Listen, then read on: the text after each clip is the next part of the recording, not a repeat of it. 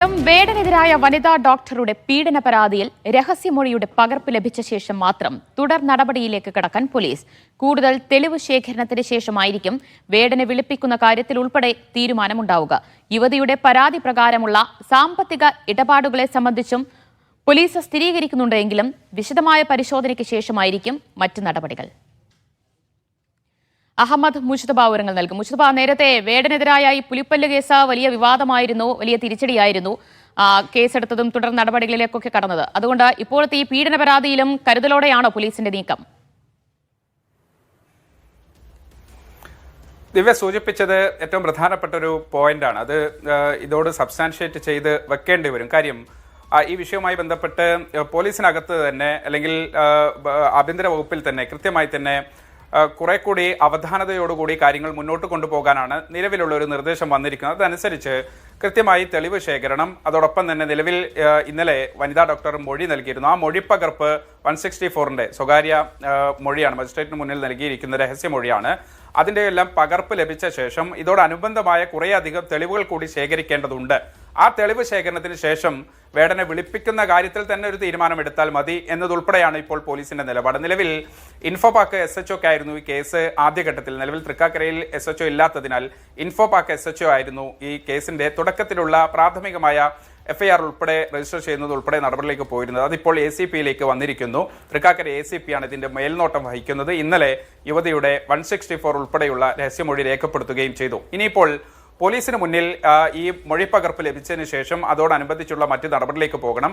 ആവശ്യമെങ്കിൽ കൊച്ചിയിലും കോഴിക്കോടും ഉൾപ്പെടെ പ്രാഥമികമായ തെളിവെടുപ്പ്, അതിൻ്റെ ഒരു ഫസ്റ്റ് ഇൻഫർമേഷനെ സാധൂകരിക്കുന്ന തരത്തിൽ ഏതെങ്കിലുമൊക്കെ തെളിവെടുപ്പ് ഉണ്ടോ, അത്തരം കാര്യങ്ങളിലേക്ക് പോകണം. അതിനുശേഷമായിരിക്കും വിളിപ്പിക്കുന്ന കാര്യത്തിൽ ഉൾപ്പെടെ തീരുമാനമാവുക. യുവതിയുടെ മൊഴി പ്രകാരം ചില സാമ്പത്തിക ഇടപാടുകളുണ്ട്. അത് ഏതാനും ചില എമൗണ്ടുകൾ 50,000-ൽ താഴെയുള്ള ഒരു എമൗണ്ടാണ്. ആ എമൗണ്ടുമായി ബന്ധപ്പെട്ട് ചില കാര്യങ്ങൾ കൂടി പോലീസിന് കുറെ കൂടി വ്യക്തത വരേണ്ടതുണ്ട്. നിലവിൽ സ്ക്രീൻഷോട്ടും അതിന്റെ ഓൺലൈൻ പണമിടപാടെ സംബന്ധിച്ച രേഖകളൊക്കെ ഉണ്ട്.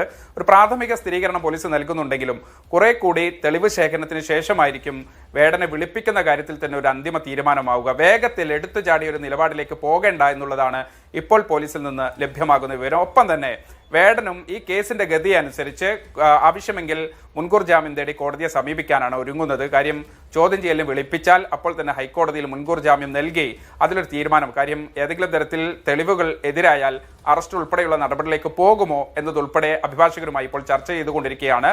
അതിനനുസരിച്ച് ഒരു പക്ഷേ ഇന്നോ അല്ലെങ്കിൽ തിങ്കളാഴ്ചയോ ഹൈക്കോടതിയിൽ ഒരു മുൻകൂർ ജാമ്യം വേടന്റെ അപേക്ഷ ഉണ്ടാകാനുള്ള ഒരു സാധ്യതയും നമുക്ക് തള്ളിക്കളയാനാവില്ല. ദിവ്യ, യെസ്, ഇതിൽ ഈ പരാതിയിൽ, പീഡന പരാതിയിൽ ഈ യുവ ഡോക്ടർ, വനിതാ ഡോക്ടർ പ്രധാനമായി ചൂണ്ടിക്കാട്ടുന്ന കാര്യങ്ങൾ എന്തൊക്കെയാണ് മുജ്തബ?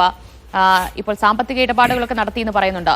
അതിലൊക്കെ തെളിവുകൾ കണ്ടെത്തുക എന്ന് പറയുന്നത് വളരെ ഈസി ആയിരിക്കില്ല പോലീസിനെ സംബന്ധിച്ച്?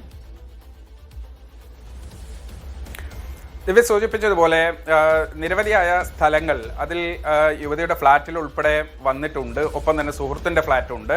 അതോടൊപ്പം തന്നെ ജോലി ലഭിച്ച ശേഷം അവിടെ താമസിച്ചിരുന്ന മറ്റൊരു താമസ സ്ഥലമുണ്ട്. അവിടെ സുഹൃത്തുക്കളും വേടനും ഉൾപ്പെടെ എത്തി എന്നതുൾപ്പെടെയുള്ള ചില കാര്യങ്ങളുണ്ട്. അത്തരത്തിലുള്ള 6 തവണ ഇത്തരത്തിലുള്ള ഒരു ശ്രമം ഉണ്ടായിട്ടുണ്ട് എന്നതുൾപ്പെടെയുള്ള കാര്യങ്ങൾ പറയുന്നുണ്ട്. ഒപ്പം തന്നെ കോഴിക്കോട് ഉണ്ടായ സമയത്തുള്ള കാര്യം പറയുന്നുണ്ട്. ഒപ്പം തന്നെ ഈ നേരത്തെ ദിവ്യ സൂചിപ്പിച്ചതുപോലെ ഓൺലൈൻ ട്രാൻസാക്ഷൻസ്, അതിന്റെ തെളിവുകൾ പോലീസിന് ഇപ്പോൾ പ്രാഥമികമായി നൽകിയിട്ടുണ്ട്. ആ നൽകിയതിന്റെ അടിസ്ഥാനത്തിലാണ് പോലീസ് ഇപ്പോൾ ഒരു പ്രാഥമിക ഇതിന്റെ ബാങ്ക് ട്രാൻസാക്ഷൻ ഉൾപ്പെടെ ശേഖരിച്ചുകൊണ്ടാണ് ഇപ്പോൾ ഇതൊരു പ്രാഥമികമായി ഈ മൊഴിയിൽ കഴമ്പുണ്ട് എന്നൊരു നിലപാടിലേക്ക് പോലീസ് എത്തിയിരിക്കുന്നത്. പക്ഷേ അതോടൊപ്പം തന്നെ യുവതി ഇതോട് ചേർത്ത് വെച്ച് പറയുന്ന കാര്യങ്ങൾ, വിവാഹ വാഗ്ദാനം നൽകി അല്ലെങ്കിൽ അതോടനുബന്ധിച്ച് നൽകിയ മറ്റു കാര്യങ്ങൾ ഉൾപ്പെടെയുള്ള കാര്യങ്ങളുണ്ട്. അത് കുറെ കൂടി ഈ സുഹൃത്ത് ബന്ധങ്ങളിൽ ഉൾപ്പെടെ ചില കാര്യങ്ങൾക്ക്, ചില ആളുകൾക്കൊക്കെ ഇതുമായി ബന്ധപ്പെട്ട ചില കാര്യങ്ങൾ അറിയാം എന്നതുൾപ്പെടെയുള്ള കാര്യങ്ങൾ പോലീസിന് മുന്നിൽ മൊഴിയായി തന്നെ യുവതി നൽകിയിട്ടുണ്ട്. അങ്ങനെയെങ്കിൽ അത് ആരൊക്കെയാണ്, ഏതൊക്കെ സർക്കിളിലാണ് ഇതുൾപ്പെടെയുള്ള കാര്യങ്ങൾ അറിയാവുന്നത്, അവരുടെ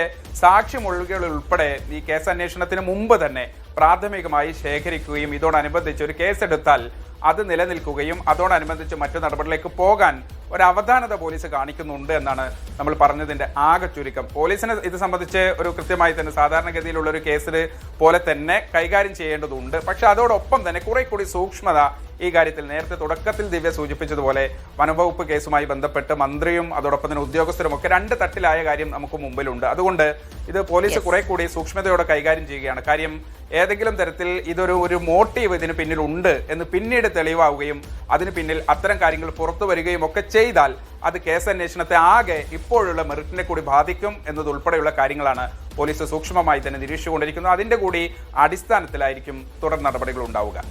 എന്തായാലും ഒരു പിഴവുണ്ടായി എന്ന ആരോപണം ഉയർന്നു വരാതിരിക്കാൻ പോലീസ് കരുതലോടുകൂടി തന്നെയാണ് നീങ്ങുന്നത്. വേടനെതിരായ പീഡന കേസിലാണ് പരാതിക്കാരിയുടെ രഹസ്യ മൊഴിയുടെ പകർപ്പ് ലഭിച്ച ശേഷം മതി തുടർ നടപടികൾ എന്ന തീരുമാനത്തിലേക്ക് പോലീസ് എത്തിയിട്ടുള്ളത്. അതുപോലെ തന്നെ തെളിവുകൾ ശേഖരിക്കാനും ഒരുങ്ങുകയാണ്. സാമ്പത്തിക ഇടപാടുകൾ അടക്കം ഡോക്ടറും വേടനും തമ്മിൽ നടത്തിയിട്ടുണ്ട് എന്ന് പറയുന്നു. അപ്പോൾ അതിലേക്കടക്കം അന്വേഷണം കടക്കും. വിവരങ്ങളാണ് അഹമ്മദ് മുസ്തഫ കൊച്ചിയിൽ നിന്ന് നൽകിയത്.